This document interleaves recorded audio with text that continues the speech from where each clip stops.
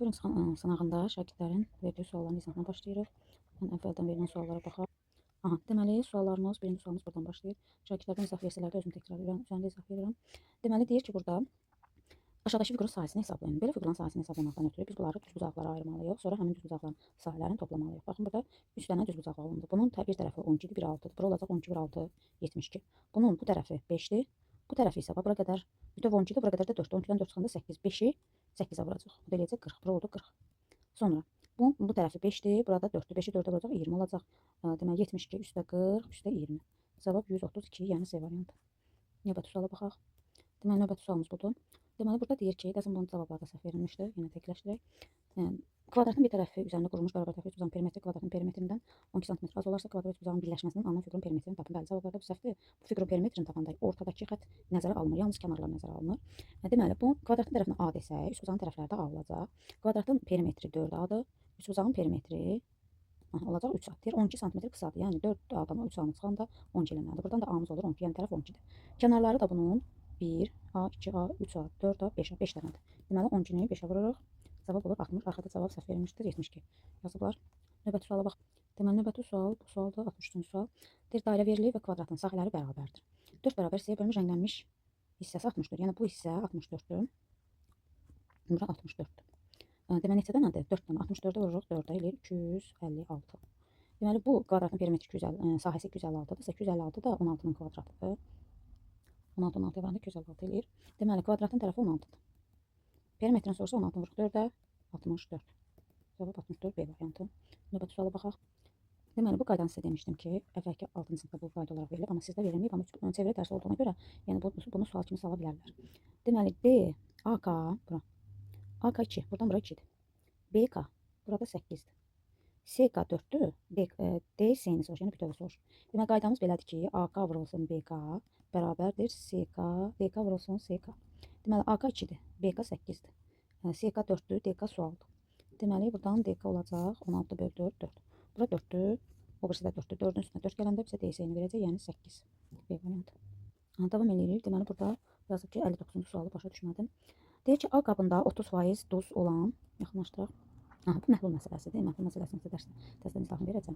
Deyir ki, A qabında 30% duz olan 72 litr duzlu su var. Yəni o deməkdir ki, 72 litr duzlu suyun tərkibində 30% duz var. Gəl 72-nin 30%-ni tapaq. Deməli burada cavab eləyir 21,6. B qabında 10% duz olan 36 litrlik duzlu su var. 36-nın deməli 10% duzdur. Deməli bu da olacaq 3,6. Deməli bunun tərkibi 3,6-dır. Əvvəlcə A qabındakı duzlu suyun yarısı B qabına, daha sonra B qabında yaranan məhlulun yarısını A qabına tökdülər. Ən sonunda A qabında yaranan məhlulun duzluq faizini tapın. Bəli, bu xeyli çətin tapşırıqdır. İzah eləyək. Deməli A qabında nə qədər idi? 72 idi.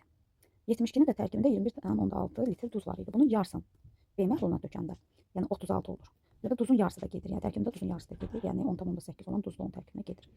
Deməli B qabı, A qabında duzun yarısını B qabına tökdülər. İndi B qabında 36 idi. Üstünə 36 gəldilər, oldu 72. Və deməli B qabında oldu 72. Amma duz burada 10,8-də, əvvəl isə tərkibində duz 3,6 idi. Və bunlar toplanır, məhlulda 14,4 litr duz olur. 14,4 litr duz olur. Nə qədər məhlulumuz neçə olur? 72. Sonra deyir ki, daha sonra B qabında yaranan məhlulun yarısını A qabına tökdülər. Deməli, bunun tərkibində 14,4 litr duz var idi. Təzədən bunun yarısını təzədən qaytarıb A qabına tökəndə yenə A qabında olur 36 üstə 36, 72 olur. Deməli, burada 10,8 duz qalmışdı tərkibində. Bunun yarısı tökəndə 14,8-in yarısı 7,2-dir. Deməli, bunun üzərinə 7,2 duz əlavə olundu və yekunda təzədən A qabında 18 litr duz oldu. Məhlul nə qədər oldu? 72. Bizə də deyir ki, faizini tapır. 72-də 18 vurulsun 100%. Deməli, 4, deməli 25%li məhlul alınır. Cavab B variantı. Tamam eləyən növbəti sual. Növbəti sual burada yazmışdı 71, 72, 73. 71-də deyir ki, 228-dən 2 artı tək natural ədədin cəminin 5 misinə çıxsaq, fərqli -72 alınar, bu ədədləri tap. Deməli, 228 yazaq bura.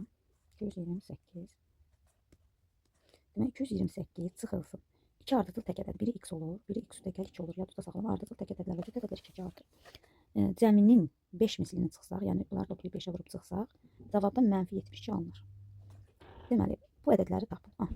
Tənliyimizi həll edirik. Birinci 228-in üstünə 72 gələcək. Çünki bunun tərəfi yerini dəyişəndə toplanır. Üstünə 72 gələcək. Cavab olur 300. Deməli, bu hissə 300-ə bərabərdir ki, 228-dən 300 çıxanda -72 eləyir. Deməli, bu hissəni yazaq. 2x üstə 2 vur 5 bərabər 300. 300-ü 5-ə bölürük. 2-ni çıxıb 2-yə bölürük və yaxud da vurub açıda bilərik. Gəl vurub açaq. 10x plus 10 paylamaq qanunu bərabər 300. 300-dən 10-u çıxıb 290, 290 10-a bölürük 29. Deməli, birinci ədəd 29-dur, ikinci ədəd 31-dir. Deyib, bu ədədlər suala baxaq. 72 ve 73. Ders mütənasib asılığın düsturu belədir. Y bərabərdir k bölünsün x. Burada k-nı tapanda y x-ə vururuq.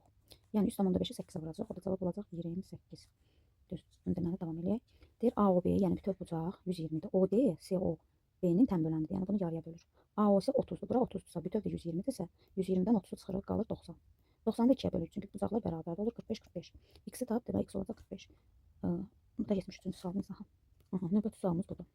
Deyir ki, əmanətin qiymətini əvvəlcə 10% artırıb, sonra 20% azaltdılar. Əmanətin qiyməti əvvəlki qiyməti necə təkcə yadınızda saxlayın.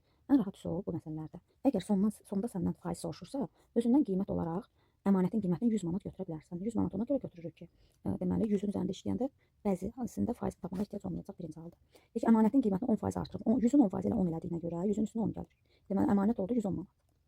Sonra deyir ki, bu qiymət 20% azaldı. Ya 110-un 20%-ni tapıb 110-dan çıxarıq və yaxud da 100-dən 20-ni çıxıb birbaşa 110-un 80%-ni taparıq. Gəl 110-un 20%-ni tapaq. 110-dan çıxaq olur 22. 110-dan 22-ni çıxırıq. Cavab olur 88. Əvvəl əmanətin qiyməti 100 manat idi.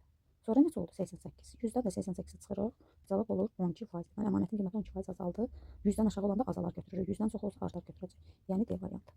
Növbəti sual olaraq bunu atırlar. Bu 3 sualı başa düşmədim. Burada 3 deyil. 2 sual var, 3 dənə. Başlayaq izahına. Yenə məhlul məsələsidir.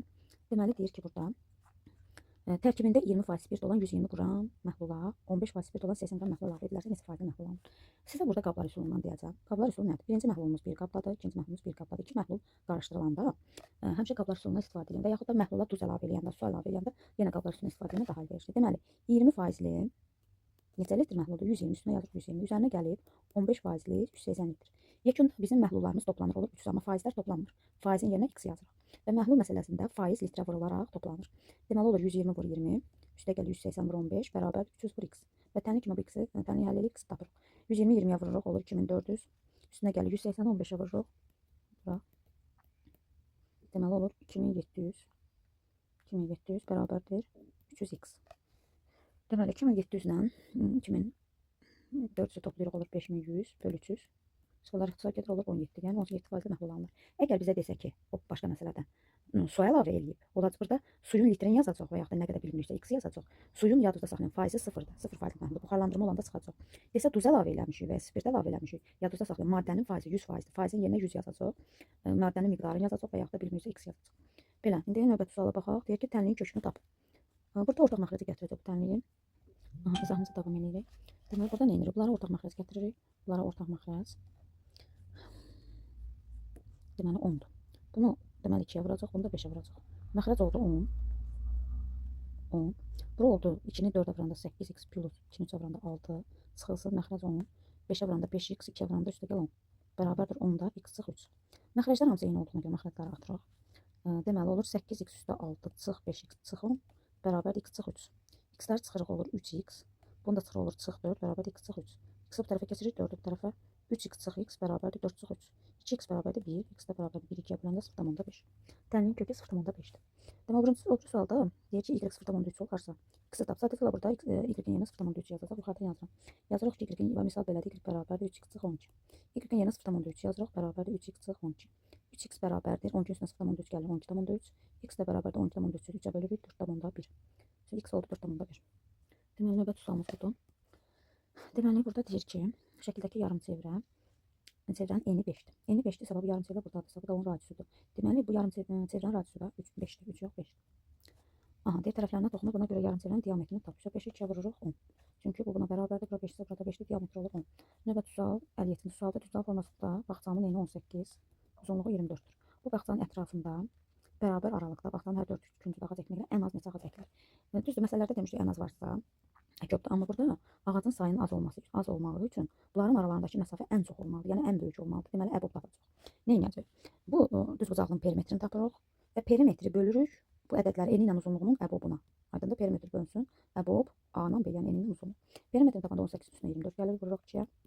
Deməli olur 42 vur 2, 84. Sonra 18 ilə 24-ün əbobunu tapırıq. Əbobun tapma qaydasını bilirsiniz. Bunlarla şifahi əbobunu deyirəm 6. Deməli 84-ü 6-ya böləcək 14. Neçədən ağac əkmək olar? Ən azı 14.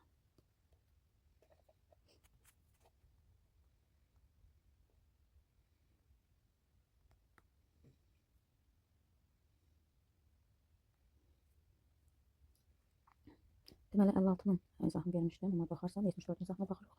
Deyir ki, burada 74 müsabiqədə iştirak etmiş şagirdlərin fənn üzrə göstərici diaqramda verilmişdir. Bu müsabiqə təbiət fənni üzrə 28 şagird iştirak etdiyinə görə riyaziyyat fənni üzrə neçə şagird iştirak edir? Deməli təbiət pozdur. Təbiət 14. 14 faizi 28 olan ədədi tapacaq. Faizinə görə ədədi tapanda ədədi 100-ə vurub faizə bölürük. Deməli burada olacaq 100, yəni ümumi 200-dür. Bizə də deyir ki, riyaziyyat da köydür. Riyaziyyatı tapanda buradakı faizlər 100 olmalıdır. Bunları toplayıb 100-dən çıxırıq. 28 üstə 14 üstə 33. Deməli 5 yazdıq, 1 yadda 75, burada oldu 25%. Deməli 200-ün 25%. 25% yadda demişdik ki 4-də 1-dir. 200-ü 4-ə böləndə 50-dir. Deməli neçə dənə riyaziyyat fənni şagird iştirak etmişdi? 50 dənə. Son sualımız da 67-dir. Onu da izah verir. Deməli 67-də nə deyir? Şəkildə ortaq malik ölçüləri belə olan 96 təsvir olunmuşdur. Açıq boz buradır. Bura 93-dür. Tünd boz olan hissənin sahəsini tapaq. Necə tapacaq buradan? Deməli buranın sahəsi 93-dür. Bu bütünün sahəsini tapa bilərik. 12-ni vururuq 9-a, bütünün sahəsi 108-dir. Amma burada 93-dürsə bu hissənin sahəsini tapanda 108-dən 93 çıxırıq. Olur 15. Bura oldu 15. 15. Sonra bu hissənin bütövlükdə sahəsini tapanda 8-i vururuq 10-a, olur 80. Bizdən tünd qara buranın sahəsini soruşur. 80-dən də 15-i çıxırıq, cavab olur 65. Tünd qara olan hissə 65-dir. Sonuncu sualımız bu idi. Sağ olun.